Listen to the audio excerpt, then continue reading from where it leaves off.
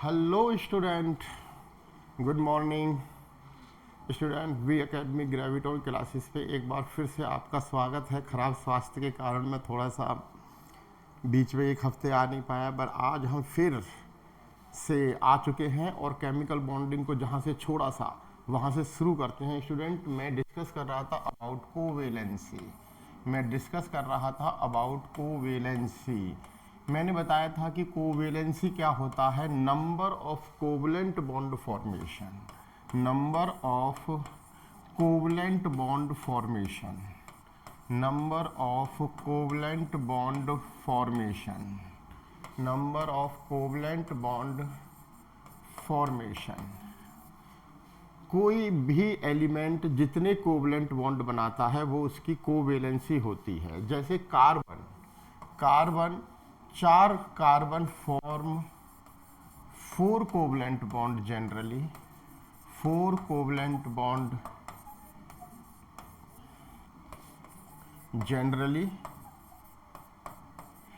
It means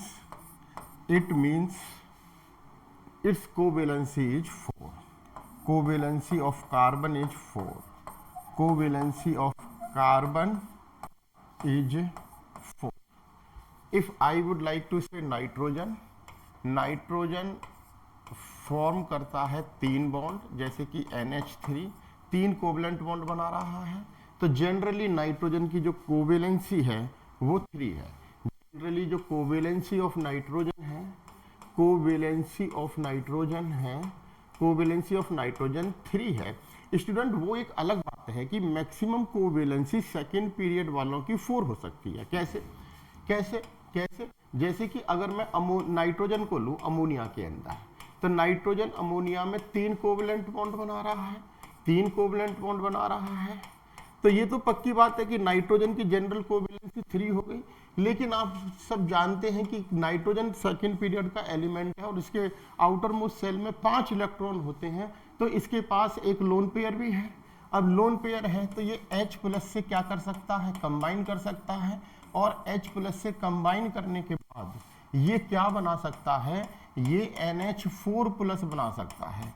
क्या बना सकता है स्टूडेंट? NH4+ बना सकता है। अब NH4+ में नाइट्रोजन कितने कोवलेंट बॉन्ड बना रहा है? नाइट्रोजन 4 कोवलेंट बॉन्ड बना रहा है, इसलिए इसकी कोवेलेंसी क्या होगी? 4 होगी। फिर हमने बात करी थी कि जो कार्बन है, कार्बन जनरली टेट्रावेलेंट है। कार्बन टेट्रावेलेंट होता है, कार्बन टेट्रावेलेंट होता है, कार्बन टेट्रावेलेंट होता है। लेकिन अगर हम कार्बन की इलेक्ट्रॉनिक कॉन्फ़िगरेशन देखें तो कार्बन का एटॉमिक नंबर होता है 6, और हमने बात करी थी 1s2 2s2 2p2। तो हमको ये इनर वाले इलेक्ट्रॉन्स तो लेने नहीं होते, हमको केवल आउटर मोस्ट इलेक्ट्रॉन लेने होते हैं। तो यहाँ पे स्टूडेंट हमने एक ले लिया 2s, और यहाँ पे स्टूडेंट हमने एक ले लिया 2p। यहाँ पे हमने ले लिया 2p। तो यहाँ पे 2p में 2 इलेक्ट्रॉन है। क्या है? 2 इलेक्ट्रॉन है। पर मैंने पिछली क्लास में आपको बताया था जो ns और np होते हैं, इनके बीच का जो एनर्जी गैप है डेल्टा ई एनर्जी गैप, वो क्या होता है? लो होता है। लो एनर्जी गैप होता है। क्या होता है? लो एनर्जी गैप होता है। लो एनर्जी गैप होता है तो कार्बन ग्राउंड स्टेट में रहता ही नहीं है, ये एनवायरनमेंट से थर्मल एनर्जी प्राप्त करता है और एक इलेक्ट्रॉन को एक्साइट कर देता है, प्रमोट कर देता है, और कार्बन के अंदर आ जाते हैं 4 अनपेयर्ड इलेक्ट्रॉन। अब स्टूडेंट, कार्बन के अंदर 4 अनपेयर्ड इलेक्ट्रॉन आ गए, यानी कि कार्बन ग्राउंड स्टेट में रहना पसंद नहीं करता। ये कार्बन की ग्राउंड स्टेट है, बट NS और NP के बीच में, 2s और 2p के बीच में जो एनर्जी गैप है वो काफी लो होता है, और वो इतना लो होता है कि वो एनवायरनमेंट से ही थर्मल एनर्जी गेन कर लेता है, और थर्मल एनर्जी गेन करके ये इलेक्ट्रॉन यहां से यहां प्रमोट हो जाता है। मैंने कहा था कि ये जो एक्साइटेशन ऑफ इलेक्ट्रॉन है, एक्साइटेशन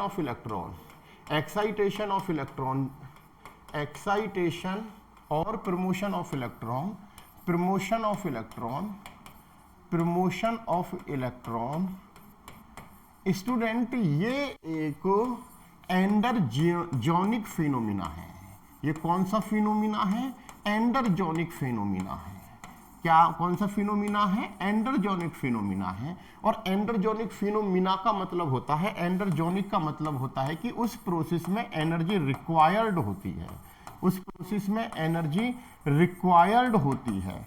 और जिस प्रोसेस में बच्चे एनर्जी रिक्वायर्ड होती है वो प्रोसेस अपने आप भी हो सकता है, अपने आप भी हो सकता है, और कभी कभी हमको बाहर से भी एक्स्ट्रा एनर्जी देनी पड़ सकती है। तो एंडरजोनिक जितने भी एनर्जी रिक्वायर्ड प्रोसेस होते हैं वो कभी कभी अपने आप भी हो सकते हैं। जैसे कि अगर मैं बात करूं, यहाँ पे कार्बन में 2s और 2p के बीच में जो गैप है, एनर्जी गैप है, ये लो है। तो यहाँ पे एनर्जी इसको सराउंडिंग से ही मिल जाती है, थर्मल एनर्जी ही मिल जाती है। तो स्टूडेंट ये अपने आप ही क्या होता है, इलेक्ट्रॉन प्रमोट कर जाता है। तो कार्बन जो हम जनरली बोलते हैं वो कार्बन रहता ही एक्साइटेड स्टेट में है, और रहता ही एक्साइटेड स्टेट में है तो उसके पास में 4 अनपेयर्ड इलेक्ट्रॉन होते हैं। इसका मतलब कार्बन जनरली टेट्रावेलेंट होता है, क्योंकि वो ग्राउंड स्टेट में रहता ही नहीं है। जब हम बोलते हैं कार्बन, तो कार्बन का मतलब उसकी एक्साइटेड स्टेट ही होती है, वह ग्राउंड स्टेट में रहना पसंद ही नहीं करता। फिर मैंने आपको बताया था, फिर मैंने स्टूडेंट आपको बताया था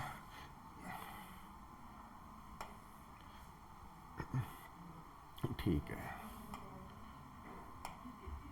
तो जो एक्साइटेशन है, तो एनर्जी रिक्वायर्ड होता है, एंडरजोनिक फिनोमिना है एक्साइटेशन या प्रमोशन ऑफ इलेक्ट्रॉन, ये एक एंडरजोनिक फिनोमिना है, इसके लिए एनर्जी रिक्वायर्ड होती है। तो दरअसल एक्साइटेशन 2 प्रकार के होते हैं, एक्साइटेशन या प्रमोशन ऑफ इलेक्ट्रॉन 2 प्रकार के होते हैं। एक्साइटेशन या प्रमोशन ऑफ इलेक्ट्रॉन 2 प्रकार के होते हैं। एक होता है फ्री एक्साइटेशन, एक होता है student free excitation, free excitation, और दूसरा होता है फोर्स्ड एक्साइटेशन। मैंने बताया था एक होता है फ्री एक्साइटेशन और दूसरा होता है student forced excitation.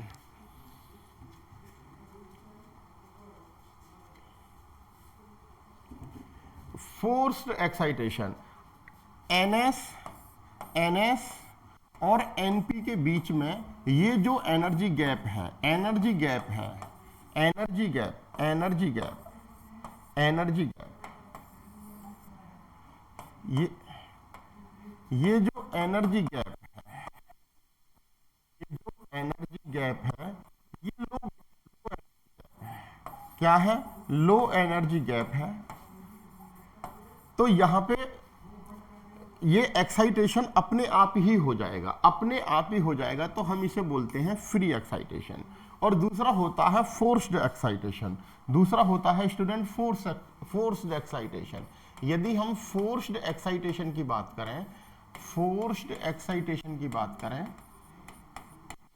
Forced excitation की बात करें, तो जैसे कि अगर मैं लूं, यहां पे होता है NS, यहां पे कहीं होता है NP, और दूर कहीं आसमानों में, दूर कहीं आसमानों में रहता है ND, दूर कहीं आसमानों में रहता है ND, कहीं दूर रहता है आसमानों में ND।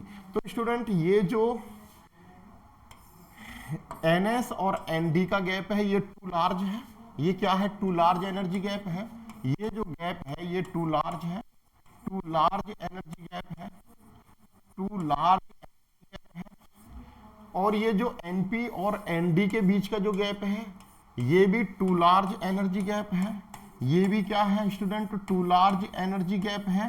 तो ये जो एक्साइटेशन है, यदि मान लीजिए कि अगर यहाँ पे कोई इलेक्ट्रॉन है, NS में कोई इलेक्ट्रॉन है या फिर NP में कोई इलेक्ट्रॉन है, तो ये अपने आप नहीं हो सकता, ये प्रमोशन अपने आप नहीं हो सकता। हमको इनके लिए एक्स्ट्रा एनर्जी देनी पड़ेगी या कुछ अलग फिनोमिना करना होगा। ये अपने आप एक्साइट नहीं हो सकता, प्रमोट नहीं हो सकता। तो इस प्रकार की एक्साइटेशन को हम बोलते हैं फोर्स्ड एक्साइटेशन, फोर्स्ड एक्साइटेशन, अभी हम इसे और डिटेल में एक्सप्लेन करेंगे। और फिर मैंने बात करी थी कंडीशन फॉर एक्साइटेशन की, कंडीशन फॉर एक्साइटेशन की, कंडीशन फॉर एक्साइटेशन की मैंने बात की थी। मैंने कहा था कि एक्साइटेशन के लिए दो कंडीशन है, दो कंडीशन होती हैं। एक तो होता है प्राइमरी कंडीशन, एक तो होता है प्राइमरी कंडीशन। प्राइमरी कंडीशन का मतलब है availability of vacant orbital, availability of availability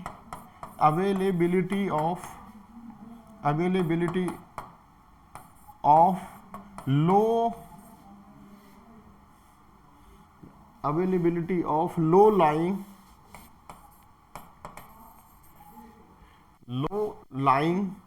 vacant availability of low lying energy, availability of low lying energy vacant orbital, availability of vacant orbital, availability of ऐसे लिख लो, availability of vacant orbital की जरूरत पड़ेगी, availability of vacant orbitals की जरूरत पड़ेगी, availability of vacant orbital, और ये क्या होना चाहिए, लो लाइंग एनर्जी गैप होना चाहिए। इसमें क्या होना चाहिए, लो लाइंग एनर्जी गैप होना चाहिए। क्या होना चाहिए student, low lying energy gap होना चाहिए, लो लाइंग एनर्जी गैप होना चाहिए। और दूसरा होता है सेकेंडरी कंडीशन, दूसरा होता है सेकेंडरी कंडीशन, होता है कंडीशन फॉर एक्साइटेशन के लिए। एक तो होता है प्राइमरी कंडीशन और दूसरा होता है student secondary condition. Secondary condition का मतलब है, सेकेंडरी कंडीशन का मतलब है कि लोअरिंग ऑफ एनर्जी गैप होना चाहिए, लोअरिंग ऑफ एनर्जी गैप होना चाहिए between orbitals, lowering of energy gap होना चाहिए बिटवीन ऑर्बिटल्स। यानी कि ऑर्बिटल्स के बीच में जनरली क्या होता है, लोअरिंग ऑफ एनर्जी गैप नहीं होता है, लेकिन हमको उस गैप को लो करना होता है। जैसे कि मैं अभी फॉस्फोरस का एग्जांपल लेके कहूंगा, तो दो प्रकार की कंडीशन होती है एक्साइटेशन की। एक होती है प्राइमरी कंडीशन, प्राइमरी कंडीशन है कि उसके पास अवेलेबिलिटी ऑफ वेकेंट ऑर्बिटल होना चाहिए, और दूसरा है सेकेंडरी कंडीशन जिसमें लोअरिंग ऑफ एनर्जी गैप की जरूरत होगी बिटवीन ऑर्बिटल्स। और ये जो लोअरिंग ऑफ एनर्जी गैप है बिटवीन ऑर्बिटल्स, ये क्रिएट किया जाता है चार्ज कंट्रैक्शन फिनोमिना के द्वारा। किसके द्वारा स्टूडेंट, चार्ज कंट्रैक्शन फिनोमिना के द्वारा, चार्ज कंट्रैक्शन फिनोमिनन के द्वारा, चार्ज कंट्रैक्शन फिनोमिना के द्वारा हम इस लो एनर्जी गैप को क्रिएट करते हैं। क्या करते हैं, लो एनर्जी गैप को क्या करते हैं, क्रिएट करते हैं। ये जो प्राइमरी कंडीशन है, primary condition is required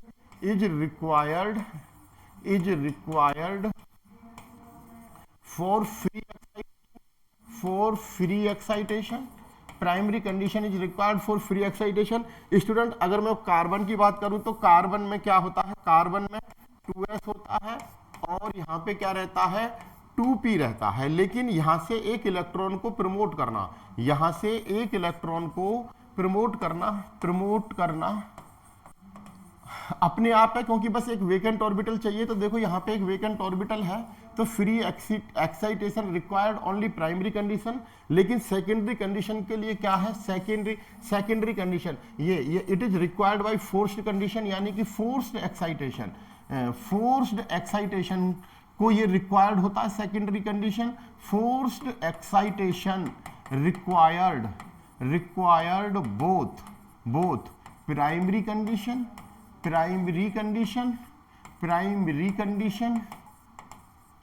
as well as secondary condition. Student ये जो फ्री एक्साइटेशन है ये केवल और केवल प्राइमरी कंडीशन को रिक्वायर्ड करती है, जैसे कि कार्बन का केस था। और जो सेकेंडरी कंडीशंस है और जो फोर्स्ड एक्साइटेशन होते हैं, फोर्स्ड एक्साइटेशन को प्राइमरी कंडीशन भी चाहिए, यानी कि अवेलेबिलिटी ऑफ वेकेंट ऑर्बिटल भी चाहिए। सेकेंड फोर्स्ड एक्साइटेशन को दोनों चाहिए, प्राइमरी कंडीशन भी चाहिए और सेकेंडरी कंडीशन भी चाहिए, वेकेंट ऑर्बिटल भी चाहिए और लोअरिंग ऑफ एनर्जी गैप भी चाहिए। और लोअरिंग ऑफ एनर्जी गैप किससे होता है, चार्ज कंट्रैक्शन फिनोमिनन से होता है। तो अब स्टूडेंट हम सबसे पहले डिस्कस करते हैं चार्ज कंट्रैक्शन थ्योरी। अब हम सबसे पहले डिस्कस करते हैं चार्ज कंट्रैक्शन थ्योरी। क्या डिस्कस करते हैं स्टूडेंट? हम चार्ज कंट्रैक्शन थ्योरी को हम डिस्कस करते हैं।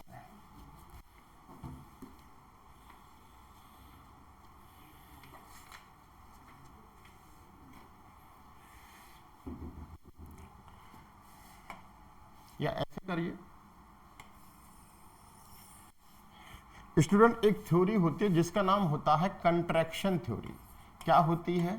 Contraction theory. Contraction theory, contraction theory क्या होती है? Contraction theory. ये जो कंट्रैक्शन थ्योरी है ये दो प्रकार की होती है। एक थ्योरी का नाम है periodic contraction theory, contraction theory, periodic contraction theory. एक थ्योरी का नाम है स्टूडेंट पीरियोडिक कंट्रैक्शन थ्योरी और दूसरी थ्योरी का नाम है स्टूडेंट चार्ज कंट्रैक्शन थ्योरी या चार्ज कंट्रैक्शन फिनोमिनन। एक का नाम है पीरियोडिक कंट्रैक्शन फिनोमिनन, एक का नाम है periodic contraction phenomenon, periodic contraction phenomenon, और दूसरे का नाम है charge contraction phenomenon. Charge contraction phenomenon, इसको हम नेचुरल कंट्रैक्शन भी बोलते हैं, इसको हम नेचुरल कंट्रैक्शन फिनोमिनन भी बोलते हैं, इसको हम नेचुरल कंट्रैक्शन फिनोमिनन भी बोलते हैं, नेचुरल कंट्रैक्शन फिनोमिनन भी बोलते हैं, नेचुरल कंट्रैक्शन फिनोमिनन। और इसको स्टूडेंट हम नॉन नेचुरल कंट्रैक्शन फिनोमिनन भी बोलते हैं। ये है नेचुरल कंट्रैक्शन फिनोमिनन, ये है non natural contraction phenomenon. Non natural contraction phenomenon, non natural contraction phenomenon, इसको नेचुरल कंट्रैक्शन फिनोमिनन और इसको non natural contraction phenomenon. Student इसको हम एलिमेंटल बोलते हैं, एलिमेंटल कंट्रैक्शन फिनोमिनन भी बोलते हैं। जब मैं डिस्कस करूंगा तो बताऊंगा इनको हम ऐसा क्यों बोलते हैं। एलिमेंटल कंट्रैक्शन फिनोमिनन भी बोलते हैं, एलिमेंटल कंट्रैक्शन फिनोमिनन भी बोलते हैं, एलिमेंटल कंट्रैक्शन फिनोमिनन भी बोलते हैं। और हम इसको मॉडिफाइड कंट्रैक्शन फिनोमिनन भी बोलते हैं। हम इसको मॉडिफाइड कंट्रैक्शन फिनोमिनन भी बोलते हैं, मॉडिफाइड कंट्रैक्शन फिनोमिनन भी बोलते हैं। स्टूडेंट कंट्रैक्शन थ्योरी में हम दो बातें डिस्कस करने वाले हैं। एक तो बात डिस्कस करेंगे पीरियोडिक कंट्रैक्शन फिनोमिनन, दूसरी बात डिस्कस करेंगे चार्ज कंट्रैक्शन फिनोमिनन। ये जो पीरियोडिक कंट्रैक्शन फिनोमिनन है इसको हम नेचुरल कंट्रैक्शन फिनोमिनन भी बोलते हैं और इस चार्ज कंट्रैक्शन फिनोमिनन को हम नॉन नेचुरल कंट्रैक्शन फिनोमिनन भी बोलते हैं। इसको एलिमेंटल कंट्रैक्शन फिनोमिनन भी बोला जाता है और इसको मॉडिफाइड कंट्रैक्शन फिनोमिनन भी बोला जाता है। बट आज today our subject matter of study will be the charge contraction phenomenon. Charge contraction phenomenon की बात करेंगे हम। किसकी बात करेंगे? चार्ज कंट्रैक्शन फिनोमिनन की बात करेंगे। किसकी बात करेंगे स्टूडेंट? चार्ज कंट्रैक्शन फिनोमिनन की बात करेंगे, फिनोमिनन की बात करेंगे। चार्ज कंट्रैक्शन फिनोमिनन का मतलब क्या, जरा समझिए स्टूडेंट। मान लीजिए कि मैंने ये एटम लिया, ये एटम है ए और इसका ये रेडियस है r, ये रेडियस है इसका r, ये रेडियस इसका क्या है? r है। और मान लीजिए स्टूडेंट कि अगर ये a है तो A पॉजिटिव की अगर मैं बात करूं तो A पॉजिटिव का जो रेडियस है r प्राइम, यानी कि जो r प्राइम है वो लेस देन r होगा। जो r प्राइम है, ये दो बातें समझो, अगर r प्राइम है, अगर ये A पॉजिटिव और ये न्यूट्रल एटम है तो जो न्यूट्रल एटम का रेडियस है वो रेडियस पे एटम पे यदि पॉजिटिव चार्ज आ जाता तो उस जिस एटम पे पॉजिटिव चार्ज आ गया, a positively charged atom, positive charge atom का जो रेडियस है वो डिक्रीज हो जाएगा। और यदि एटम पे निगेटिव चार्ज आ जाए, एटम पे क्या आ जाए? निगेटिव चार्ज आ जाए, तो उसका जो रेडियस है, मान लीजिए ये मैं इसे बोलता हूं आर डबल प्राइम, तो R double prime greater than होगा किससे, आर से, और आर प्राइम से। यानी कि आपको पहले ये बात समझनी चाहिए कि अगर न्यूट्रल एटम है तो न्यूट्रल एटम से ज्यादा रेडियस होता है निगेटिवली चार्ज एटम का, मैं सेम एटम की बात कर रहा हूं, और पॉजिटिवली चार्ज एटम का जो रेडियस है वो न्यूट्रल एटम से क्या रहता है, कम रहता है। क्या रहता है, कम। अब इसी बात को हम डिस्कस करेंगे। पहले आपको ये बात समझनी चाहिए, न्यूट्रल एटम का रेडियस यदि आर है और यदि चार्ज्ड एटम का रेडियस आर प्राइम है, और यदि पॉजिटिवली चार्ज्ड एटम का रेडियस आर प्राइम है और निगेटिवली चार्ज्ड एटम का रेडियस आर डबल प्राइम है, तो ये श्योर है कि जो आर डबल प्राइम है उसका रेडियस आर से ज्यादा होगा और आर का रेडियस आर प्राइम से ज्यादा होगा। आगे बढ़ते हैं बच्चे, इसी बात को लेकर हम आगे बढ़ते हैं। तो बात करते हैं चार्ज कंट्रैक्शन फिनोमिनन की। चार्ज कंट्रैक्शन फिनोमिनन की बात करते हैं, चार्ज कंट्रैक्शन फिनोमिनन की बात करते हैं, फिनोमिनन की बात करते हैं। स्टूडेंट मान लीजिए कि मेरे पास में ये कोई ए एटम है, ये मेरे पास में कोई ए आर, ये कौन सा एटम है, ए।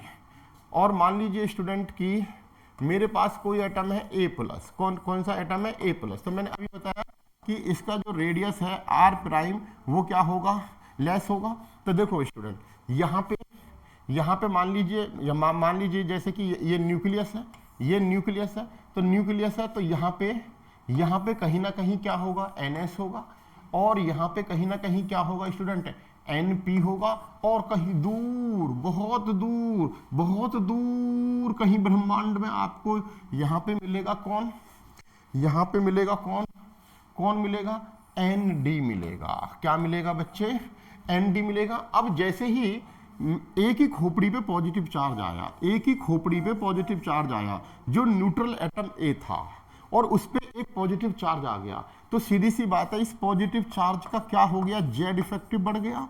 जेड इफेक्टिव बढ़ गया तो ये अट्रैक्ट करेगा NS को भी, NP को भी और ND को भी। देखो अगर यदि इस पे एटम पे पॉजिटिव चार्ज आ गया, तो इसका जेड इफेक्टिव बढ़ गया, पॉजिटिव चार्ज आ गया तो इसका जेड इफेक्टिव बढ़ गया, और अगर जेड इफेक्टिव बढ़ा तो ये NS के इलेक्ट्रॉन्स को भी खींचेगा, NP के इलेक्ट्रॉन्स को भी खींचेगा, ND के इलेक्ट्रॉन्स को भी खींचेगा। लेकिन होता क्या है, देखो जो s ऑर्बिटल्स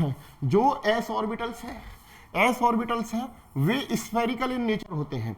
s ऑर्बिटल एकदम स्फेरिकल होते हैं, ऐसे स्फेरिकल होते हैं, ऐसे स्फेरिकल होते हैं। तो जो पॉजिटिव चार्ज है न्यूक्लियस का, इस एस को चारों तरफ से खींच सकता है। अगर कोई s ऑर्बिटल है तो न्यूक्लियस से पॉजिटिव चार्ज इधर से भी खींचेगा,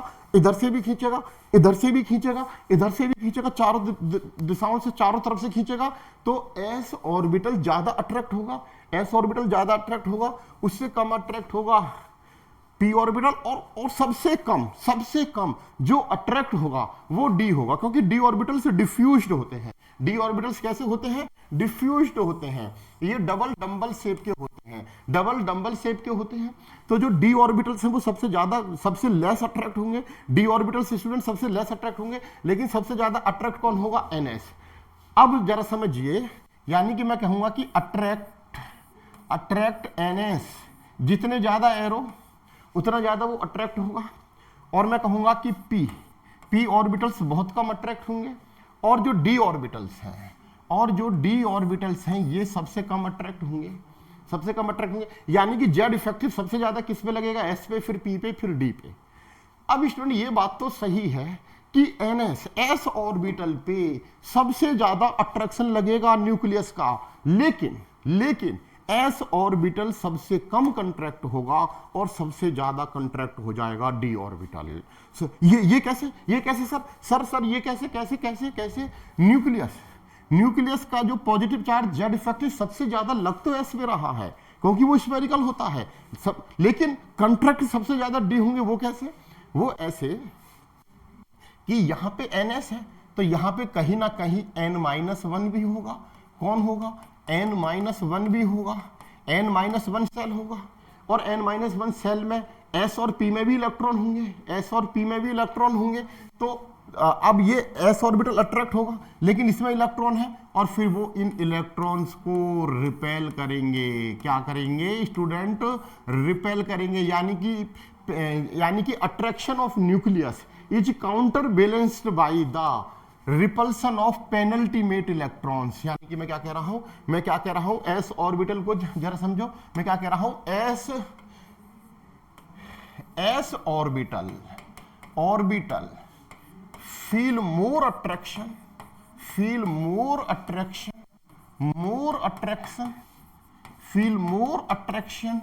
from the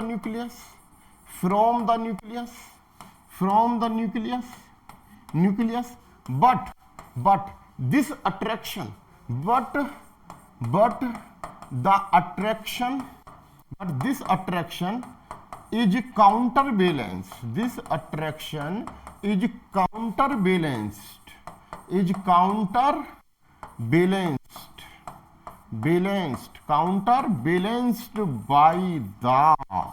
by the electrons, by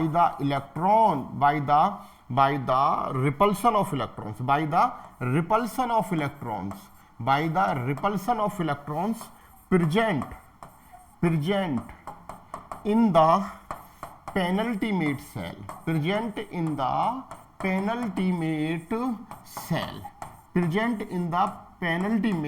cell. Student s orbital more attraction feel करेंगे फ्रॉम द न्यूक्लियस, बट ये जो अट्रैक्शन है इसको काउंटर बैलेंस कर देगा n-1 सेल में जो s और p में इलेक्ट्रॉन्स हैं वो रिपेल करेंगे। न्यूक्लियस खींचेगा कि s ऐसे खींचेगा और ये जो n-1 के इलेक्ट्रॉन है रिपेल करेंगे। भाग ये क्या करेंगे? रिपेल करेंगे। यानी कि अट्रैक्शन तो ns पे ज्यादा लगता है, अट्रैक्शन तो न्यूक्लियस का s ऑर्बिटल पे ज्यादा लगता है, लेकिन s ऑर्बिटल होता है कंट्रैक्ट बहुत कम। यानी कि अगर मैं इसकी बात करूं a+ के लिए ns यहां पे आ जाएगा और np थोड़ा सा यहां पे आ जाएगा, लेकिन स्टूडेंट ये जो d है इनको काउंटर बैलेंस करने के लिए कुछ है ही नहीं, तो न्यूक्लियस का इनको कोई भी काउंटर बैलेंस नहीं कर पा रहा, तो न्यूक्लियस का अट्रैक्शन लगेगा और d आराम से कंट्रैक्ट होते चले जाएंगे, आराम से आ जाएंगे आगे डी आराम से आते चले जाएंगे और डी यहां आ गए। क्या आ गए? यहां। तो स्टूडेंट बताइए एनएस एनडी, ये एनडी जितना बड़ा होगा साइज भी उतना ही होगा। तो देखिए एनएस और एनडी के बीच में अब ये गैप क्या हो चुका है? लो। देखिए पहला गैप इतना था, देखो पहले गैप स्टूडेंट इतना था एनएस और एनडी के बीच में, और अब गैप हो गया इतना, यानी कि ये लो एनर्जी गैप हो गया। पहले क्या था स्टूडेंट? पहले ये था ये था हाई एनर्जी गैप था। ये क्या था स्टूडेंट? हाई एनर्जी गैप था। ये क्या था? हाई एनर्जी गैप था। ये हाई एनर्जी गैप था, लेकिन चार्ज कंट्रैक्शन फिनोमिनन के कारण एनएस और एनडी में क्या हो गया है? लो एनर्जी गैप हो गया है। और अगर लो एनर्जी गैप हो गया है तो अब यदि इलेक्ट्रॉन एनएस में है तो वो इजीली कहां हो सकते हैं? प्रमोट हो सकते हैं। कैन इजीली प्रमोट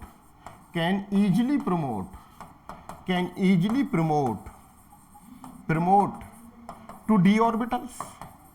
स्टूडेंट जो इलेक्ट्रॉन्स अब ns में हैं, अब क्योंकि ns और nd के बीच में लोअरिंग ऑफ एनर्जी गैप हो गया। क्या? Lowering of energy gap. लेकिन लोअरिंग ऑफ एनर्जी गैप किसने कर दिया? चार्ज कंट्रैक्शन फिनोमिनन ने कर दिया। तो जो डी ऑर्बिटल को कंट्रैक्ट करेंगे, जो डी ऑर्बिटल को कंट्रैक्ट कर सकते हैं वे मॉलिक्यूल बन सकते हैं। जैसे मैं बात करूं PCl5 तो एग्जिस्ट करेगा, बट PH5 एग्जिस्ट नहीं करेगा, क्योंकि H charge contraction phenomena develop नहीं कर सकता। कौन डेवलप कर सकता है? यदि सेंट्रल एटम से, यदि जैसे फोस्फोरस सेंट्रल एटम है, फोस्फोरस से जुड़ने वाले साइड एटम यदि मोर इलेक्ट्रोनेगेटिव हुए, यदि क्या हुए? मोर इलेक्ट्रोनेगेटिव हुए। अगर क्या हुए? मोर इलेक्ट्रोनेगेटिव हुए तो वो फॉस्फोरस पे क्या डेवलप कर देंगे? Positive charge. और यदि फॉस्फोरस पे पॉजिटिव चार्ज आ जाएगा तो एनडी कंट्रैक्ट हो जाएगा। एनडी क्या हो जाएगा, कंट्रैक्ट हो जाएगा, और अगर एनडी कंट्रैक्ट हो जाएगा तो एनएस और एनडी के बीच में एनर्जी गैप कम हो जाएगा। लेकिन अगर हम पीएच5 की बात करें, किसकी बात करें, पीएच5 की बात करें, पीएच5 की बात करें तो सच्चाई तो यह है कि फास्फोरस की इलेक्ट्रोनेगेटिविटी इनसे ज्यादा है, फास्फोरस की इलेक्ट्रोनेगेटिविटी इनसे ज्यादा, यानी कि फास्फोरस में तो और नेगेटिव चार्ज आएगा, ये तो और बड़ा हो जाएगा, और बड़ा हो जाएगा, तो वो चार्ज कंट्रैक्शन फिनोमिनन को डेवलप्ड नहीं कर पाएगा, चार्ज कंट्रैक्शन फिनोमिनन को क्रिएट नहीं कर पाएगा। इस कारण से पीएच5 पॉसिबल नहीं है, पीसीएल5 पॉसिबल है। स्टूडेंट मैं क्या कहना चाहता हूं, चार्ज कंट्रैक्शन फिनोमिना समझ गए। चार्ज कंट्रैक्शन फिनोमिनन में यह है कि अगर वे एलिमेंट जो सेंट्रल एटम से जुड़े हुए हैं, वे एलिमेंट जो सेंट्रल एटम से जुड़े हुए हैं, वे एलिमेंट जो सेंट्रल एटम से जुड़े हुए हैं, जैसे pf5, जैसे क्या बच्चे, pf5, क्या pf5, जैसे क्या pf5, तो ये भी क्या है, फास्फोरस पे क्या क्रिएट कर देंगे, चार्ज क्रिएट कर देंगे। और यदि ये चार्ज क्रिएट कर देंगे तो सीधी सी बात है कि NS और ND के बीच में क्या हो जाएगा, लोअरिंग ऑफ एनर्जी गैप हो जाएगा, और लोअरिंग ऑफ एनर्जी गैप हो जाएगा तो NS से इलेक्ट्रॉन ND में प्रमोट किए जा सकते हैं, और NS से ND में इलेक्ट्रॉन यदि प्रमोट किए जा सकते हैं तो PF5 क्या कर सकता है, एग्जिस्ट कर सकता है। Are you getting this point? चलो हम दोबारा से करते हैं स्टूडेंट। हमने कहा था PCl5 में फास्फोरस, PCl5 एग्जिस्ट क्यों करता है और फास्फोरस 5 कोवेलेंसी क्यों दिखाता है। PCl5 एग्जिस्ट करता है लेकिन PH5 एग्जिस्ट नहीं करता है, ऐसा क्यों? तो देखो स्टूडेंट, फास्फोरस का जो एटॉमिक नंबर है वो है 15, तो हम इलेक्ट्रॉनिक कन्फिगरेशन लिखेंगे 1s2 2s2 2p6 3s2 और ये 3p3। तो देखो 1s2 2s2 2p6 ये तो वैलेंस सेल के इलेक्ट्रॉन्स नहीं है, तो वैलेंस सेल के इलेक्ट्रॉन से हमको कोई लेना देना नहीं है, हमको केवल इनर सेल के इलेक्ट्रॉन से हमको कोई लेना देना नहीं है, हमको वैलेंस सेल के इलेक्ट्रॉन से लेना देना है, क्योंकि केमिकल बॉन्ड फॉर्मेशन में सिर्फ और सिर्फ वैलेंस सेल के इलेक्ट्रॉन काम करते हैं। तो हमारे पास आ गया 3s। कौन आ गया स्टूडेंट? 3s के अंदर 2 इलेक्ट्रॉन है, और आगे हमारे पास 3p3। क्या आ गए? 3p3 आ गए। 3p3 में ये है। तो इसमें अगर फास्फोरस की मैं ग्राउंड स्टेट की बात करूं, तो फास्फोरस के ग्राउंड स्टेट में क्या है? ग्राउंड स्टेट में क्या है? 3 अनपेयर्ड इलेक्ट्रॉन है। 3 अनपेयर्ड इलेक्ट्रॉन है, तो 3 अनपेयर्ड इलेक्ट्रॉन Cl के साथ भी कंबाइन कर सकते हैं और H के साथ भी कंबाइन कर सकते हैं। 3 अनपेयर्ड इलेक्ट्रॉन Cl के साथ भी कंबाइन कर सकते हैं, H के साथ भी कंबाइन कर सकते हैं। एक अनपेयर्ड इलेक्ट्रॉन Cl के साथ भी और H के साथ भी, यानी कि मैं PCl3 को भी प्राप्त कर लूंगा, PCl3 भी एग्जिस्ट करेगा और PH3 भी एग्जिस्ट करेगा। परंतु होगा क्या? अगर मैं इस इलेक्ट्रॉन को प्रमोट करना चाहता हूं और मैं दिखाना चाहता हूं कि फास्फोरस 5 कोवेलेंसी भी शो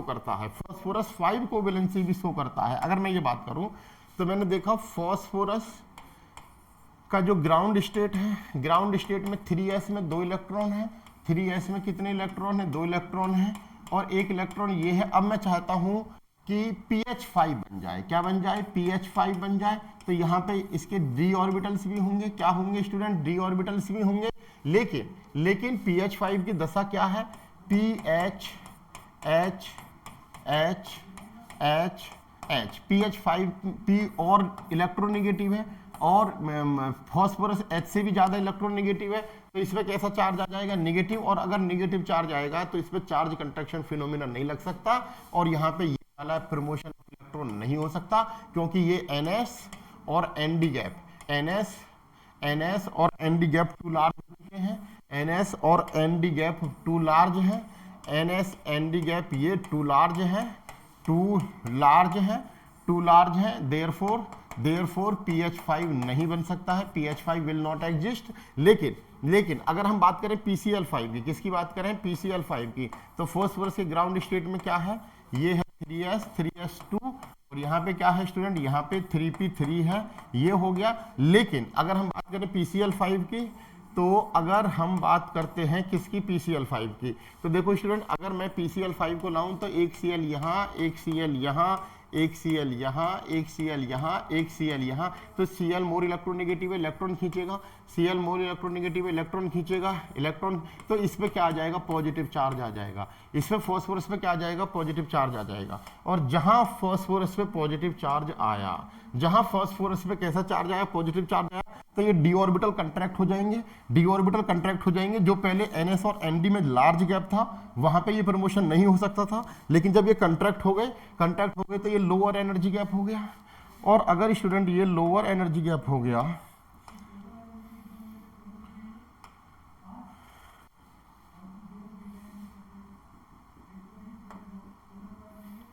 ये लोअर एनर्जी गैप हो गया, ये गैप क्या हो गया, NS और ND के बीच में, यानी कि NS और ND के बीच में, NS और ND के बीच में ये जो एनर्जी गैप है, ये लो एनर्जी गैप हो गया, ये क्या हो गया, लो एनर्जी गैप हो गया। और यदि ये लो एनर्जी गैप हो गया तो सीधी सी बात है कि ये इलेक्ट्रॉन प्रमोट हो जाएगा। और यदि ये इलेक्ट्रॉन प्रमोट हो गया तो एक्साइटेड स्टेट में एक इलेक्ट्रॉन फॉस्फोरस का, अगर मैं एक्साइटेड स्टेट देखूँ, एक इलेक्ट्रॉन यहाँ आ जाएगा और एक इलेक्ट्रॉन स्टूडेंट यहाँ पे 1 2 3 4 और यहाँ पे 5। और अगर ऐसी बात है तो यहाँ पे Cl लग सकता है, फ्लोरीन भी लग सकता है, Cl लग सकता है, फ्लोरीन भी लग सकता है, Cl लग सकता है, फ्लोरीन भी लग सकता है, Cl और फ्लोरीन दोनों लग सकते हैं, Cl भी लग सकता है, फ्लोरीन भी लग सकता है। और ये काम इसलिए PCl5 भी एग्जिस्ट करेगा और PF5 भी एग्जिस्ट करेगा। तो इस कारण से है कि फॉस्फोरस यदि ग्राउंड स्टेट में है तो वो PCl3 और PH3 बना सकता है, यानी कि उसकी कोवेलेंसी 3 है। और यदि फॉस्फोरस एक्साइटेड स्टेट में गया और वे एलिमेंट वे मोर इलेक्ट्रोनेगेटिव एलिमेंट जो साइड एटम है फॉस्फोरस से अटैच्ड, यदि वो मोर इलेक्ट्रोनेगेटिव है किससे, फॉस्फोरस से, तो वो चार्ज कंट्रैक्शन फिनोमिनन को क्या कर सकते हैं, क्रिएट कर सकते हैं स्टूडेंट। और चार्ज कंट्रैक्शन फिनोमिनन यदि क्रिएट हो गया तो PCl5 भी फॉर्म हो जाएगा स्टूडेंट और PF5 भी फॉर्म हो जाएगा, PCl5 भी फॉर्म हो जाएगा और PF5 भी फॉर्म हो जाएगा। Are you getting this point? बोलो student, you got this point. तो ये चार्ज कंट्रैक्शन फिनोमिनन हमको बताता है कि ड्यू टू चार्ज कंट्रैक्शन क्या होता है, because of charge contraction phenomena, due to charge contraction phenomenon, due to charge contraction phenomenon क्या हुआ बच्चे, डी ऑर्बिटल कंट्रैक्ट हो गए, कंट्रैक्शन डी ऑर्बिटल कंट्रैक्ट्स या contraction of d orbital take place या d orbital contracts, contraction of d orbitals occurs, contraction of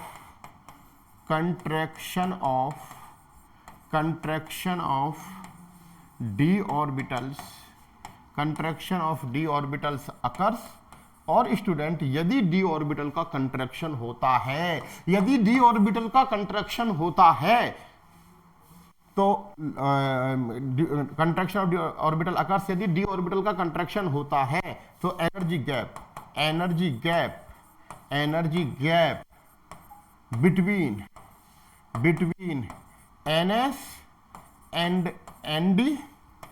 NS and ND, NP and D decreases and promotion of electrons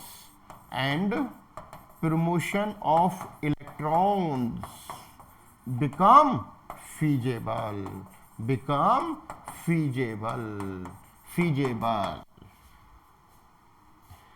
और यही कारण है, it is because of this only PCl5 exist करता है, PF5 exist करता है। क्यों exist करता है? बिकॉज चार्ज कंट्रैक्शन फिनोमिनन के कारण डी ऑर्बिटल कंट्रैक्ट होते हैं, और अगर डी ऑर्बिटल कंट्रैक्ट होते हैं तो NS और NP एंड ND के बीच का जो एनर्जी गैप है लो हो जाता है, तो promotion of electron favoured phenomenon हो जाता है। PCl5 PF5 एग्जिस्ट कर जाते हैं, PH5 एग्जिस्ट नहीं करता है। क्यों नहीं करता है? क्योंकि वहां पे चार्ज कंट्रैक्शन फिनोमिनन नहीं हो सकता, इसलिए PH5 एग्जिस्ट नहीं करता है। अब बात करते हैं सल्फर की। किसकी बात करते हैं स्टूडेंट? सल्फर की। तो स्टूडेंट सल्फर का एटॉमिक नंबर कितना होता है 16। सल्फर का एटॉमिक नंबर कितना होता है 16। तो बात करें इलेक्ट्रॉनिक कॉन्फ़िगरेशन लिखें 1s2 2s2 2p6 3s2 3p4 ये हो गई 6। तो ये तो इनर सेल है, इनर सेल की मुझे बिल्कुल भी आवश्यकता नहीं है। तो यदि मैं सल्फर को ग्राउंड स्टेट में लिखूं तो मेरे पास क्या आ जाएगा 3s में 2 इलेक्ट्रॉन आ जाएंगे। बोलो 3s में कितने इलेक्ट्रॉन आ जाएंगे 2 इलेक्ट्रॉन आ जाएंगे। और स्टूडेंट 3p में 1 2 3 4 इलेक्ट्रॉन आ गए। तो अब स्टूडेंट होता क्या है कि अगर हम सल्फर को ग्राउंड स्टेट में देखें तो सल्फर के पास में 2 अनपेयर्ड इलेक्ट्रॉन है। कितने अनपेयर्ड इलेक्ट्रॉन है? अब क्योंकि सल्फर के पास में 2 अनपेयर्ड इलेक्ट्रॉन है तो वो 2 बॉन्ड बनाएगा। इसमें ऑक्टेट वॉक्टेट वाली कोई बात नहीं है, इसमें ऑक्टेट वॉक्टेट वाली कोई बात नहीं। किसी एलिमेंट के पास में जितने अनपेयर्ड इलेक्ट्रॉन होंगे वो उतने बॉन्ड बनाएगा, वो उतने बॉन्ड बनाएगा। तो सल्फर के पास में कितने बॉन्ड है, कितने अनपेयर्ड इलेक्ट्रॉन है 2।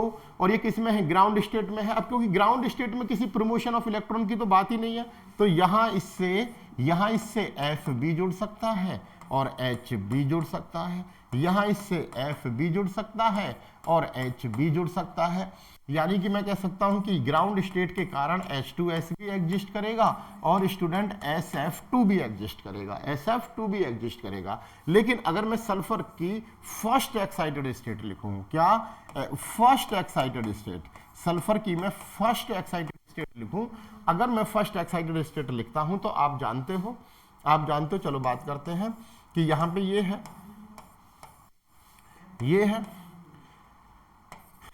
ये 3s है, ये स्टूडेंट क्या है, ये 3s है और ये क्या है स्टूडेंट 3p है।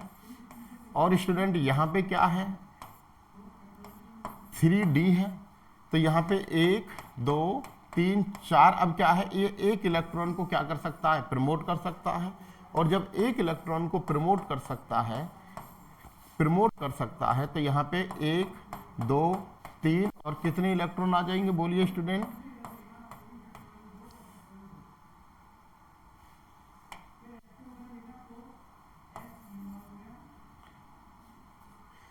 यहाँ पे 1 इलेक्ट्रॉन आ जाएगा। और जब यहाँ पे 1 इलेक्ट्रॉन आ गया तो फर्स्ट एक्साइटेड स्टेट में सल्फर के पास 4 अनपेयर्ड इलेक्ट्रॉन है।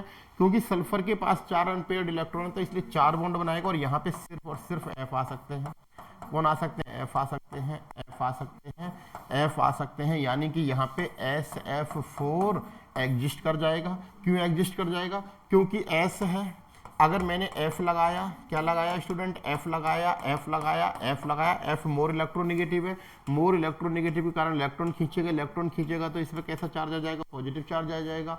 और यदि इस पे पॉजिटिव चार्ज आया तो चार्ज कंट्रैक्शन फिनोमिनन होगा, चार्ज कंट्रैक्शन फिनोमिनन होगा तो डी ऑर्बिटल का कंट्रैक्शन होगा और डी ऑर्बिटल का यदि कंट्रैक्शन होगा तो 3p और 3d के बीच का जो एनर्जी गैप है वो लो हो जाएगा। और यदि लो हो जाएगा तो 3p से इलेक्ट्रॉन का प्रमोशन हो जाएगा, एक्साइटेशन हो जाएगा, इलेक्ट्रॉन का क्या हो जाएगा स्टूडेंट, एक्साइटेशन हो जाएगा। एक्साइटेशन हो गया, इलेक्ट्रॉन आ जाएंगे और फर्स्ट एक्साइटेड स्टेट में SF4 बन जाएगा।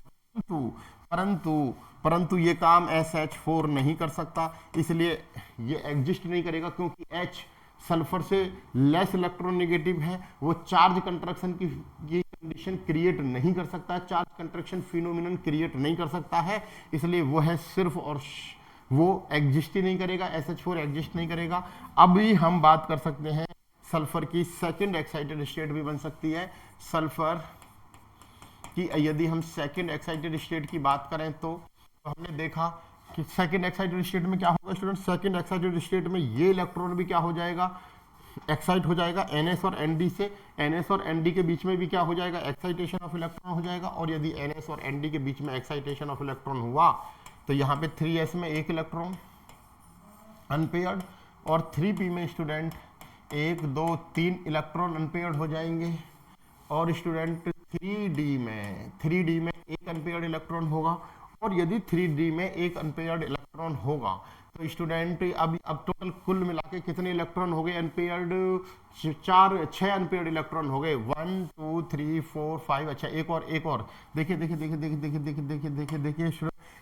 एक तो यहीं से गया था, ये फर्स्ट एक्साइटेड स्टेट की कंडीशन ही, एक और यहाँ से गया तो इसमें 2 इलेक्ट्रॉन हो गए, तो ये एक इलेक्ट्रॉन यहाँ पे भी आ गया, तो 1 2 3 4 5 6 इलेक्ट्रॉन हो गए। अब 6 इलेक्ट्रॉन है तो यहाँ पे F जुड़ सकता है, यहाँ पे F जुड़ सकता है, यहाँ पे F जुड़ सकता है, यहाँ पे F जुड़ सकता है, यहाँ पे F जुड़ सकता है, यहाँ पे F जुड़ सकता है। तो अब हम कुल मिला के देखें तो SF6 क्या कर सकता है, एग्जिस्ट कर सकता है, बट SH6 एग्जिस्ट नहीं कर सकता। SF6 एग्जिस्ट करता है, SF6 SF4 एग्जिस्ट करते हैं, क्या करते हैं, एग्जिस्ट करते हैं, एग्जिस्ट करते हैं, एग्जिस्ट क्योंकि क्योंकि क्योंकि fluorine creates charge contraction phenomenon, create करता है charge contraction phenomenon, charge contraction phenomenon. और चार्ज कंट्रैक्शन फिनोमिनन से क्या होता है, डी ऑर्बिटल कंट्रैक्शन होता है, डी ऑर्बिटल का कंट्रैक्शन होता है, डी ऑर्बिटल के कंट्रैक्शन से, डी ऑर्बिटल के कंट्रैक्शन से NS2 ND और NP2 ND promotion of electrons favour कर जाते हैं, प्रमोशन ऑफ इलेक्ट्रॉन्स स्टूडेंट क्या कर जाते हैं, फेवर्ड कर जाते हैं, क्या कर जाते हैं, फेवर्ड कर जाते हैं। NS से ND और NP से ND इलेक्ट्रॉन्स क्या कर जाते हैं स्टूडेंट, फेवर्ड कर जाते हैं। तो इसलिए हम कहेंगे कि SF4 और SF6 एग्जिस्ट करते हैं, लेकिन चार्ज कंट्रैक्शन फिनोमिनन कौन नहीं क्रिएट कर सकता, SH4 क्रिएट नहीं कर सकता, SH6 क्रिएट नहीं कर सकता चार्ज कंट्रैक्शन फिनोमिनन। तो स्टूडेंट ये एग्जिस्ट भी नहीं करेंगे। तो यदि अगर अब मैं कोवेलेंसी की आपके सामने डेफिनेशन दूं, तो स्टूडेंट कोवेलेंसी की, अच्छा एक और कोवेलेंसी की डेफिनेशन दूं तो ये है number of bonds, number of bonds क्या है student, number of bonds, number of bonds, bonds formed by an element, formed by an element either in its ground state, either in its ground state, either in its ground state or in excited state, और in excited state, उसको हम कहते हैं covalency. यानी कि covalency की मैं final definition दे रहा हूं, नंबर ऑफ बॉन्ड्स। और बच्चे इस बॉन्ड्स में कोवेलेंट बॉन्ड और कोऑर्डिनेट बॉन्ड हो सकते हैं, कोवेलेंट बॉन्ड और कोऑर्डिनेट बॉन्ड हो सकते हैं। कोऑर्डिनेट बॉन्ड भी मैं आगे बताऊंगा, एक प्रकार का कोवेलेंट बॉन्ड ही है, वो भी कोवेलेंट बॉन्ड ही है। लेकिन अगर हम कोवेलेंट बॉन्ड को और कोऑर्डिनेट बॉन्ड को अलग अलग करके मान के चलें, जैसे मान के चलो मैं बच्चे अमोनिया NH3 में ये कोवेलेंट बॉन्ड है, इसकी कोवेलेंसी 3 है। नाइट्रोजन इन NH3, यानी कि लिख देता हूं नाइट्रोजन इन NH3 ऐसे लिख लो, nitrogen in NH3, so 3 covalency show करेगा। लेकिन यही नाइट्रोजन इन NH4 प्लस सोज करेगा 4 कोवेलेंसी, शो करेगा स्टूडेंट 4 कोवेलेंसी, क्या शो करेगा, 4 कोवेलेंसी शो करेगा। और यदि ये 4 कोवेलेंसी शो करेगा तो इनमें से 3 कोवेलेंट बॉन्ड है, 3 क्या है स्टूडेंट, कोवेलेंट बॉन्ड है, 3 कोवेलेंट बॉन्ड है प्लस 1 कोऑर्डिनेट बॉन्ड है। 1 क्या है स्टूडेंट, कोऑर्डिनेट बॉन्ड है, कोऑर्डिनेट बॉन्ड है। तो हम कह सकते हैं number of bonds formed by an element either in its ground state और इन एक्साइटेड स्टेट, वो क्या होता है स्टूडेंट, कोवेलेंसी होता है। वो क्या होता है, कोवेलेंसी होता है। Maximum covalency for second period element is 4, याद रखो, मैक्सिमम कोवेलेंसी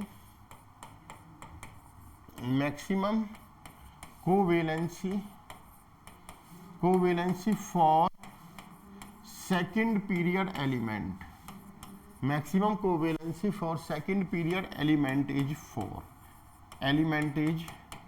4 हो सकता है। Maximum covalency for second period element is 4।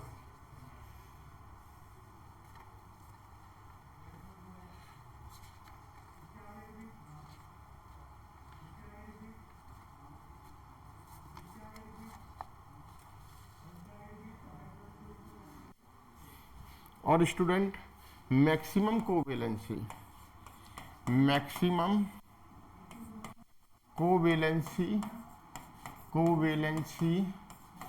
For third period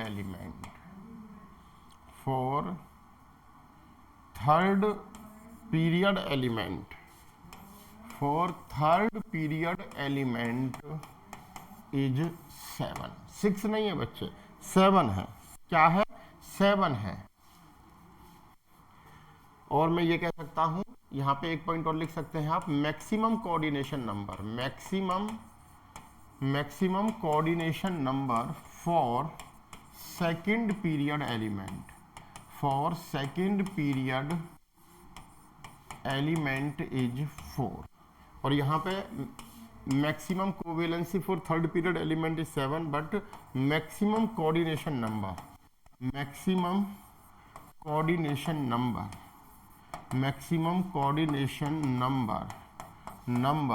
for third period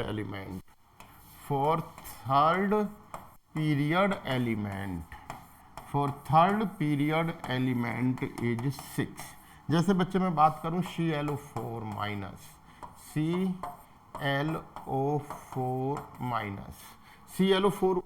minus की बात करूं तो इसमें बच्चे क्लोरीन थर्ड पीरियड का एलिमेंट है, तो इसकी मैक्सिमम कोवेलेंसी कितनी है? देखो 1 2 3 4 5 6 और 1 7, इसके 7 बॉन्ड बन रहे हैं।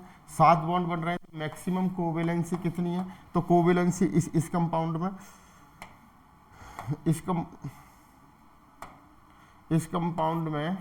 इस कंपाउंड में जो कोवेलेंसी है क्लोरीन की, कोवेलेंसी ऑफ क्लोरीन